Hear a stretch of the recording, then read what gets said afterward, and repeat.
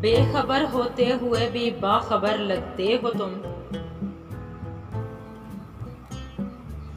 دور رہ کر بھی مجھے نزدیک تر لگتے ہو تم۔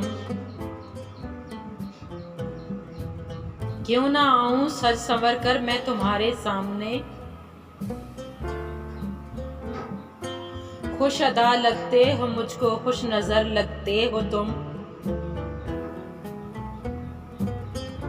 تم نے لمس معتبر سے بخش دی وہ روشنی،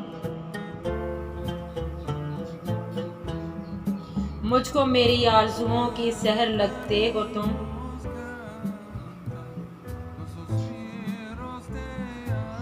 جس کے سائے میں امان ملتی ہے میری زیست کو،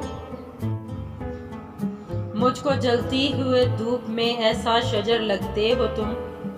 مجھ کو جلتی ہوئی دھوپ میں ایسا شجر لگتے ہو تم۔ کیوں تمہارے ساتھ چلنے پر نہ آمادہ ہو دل،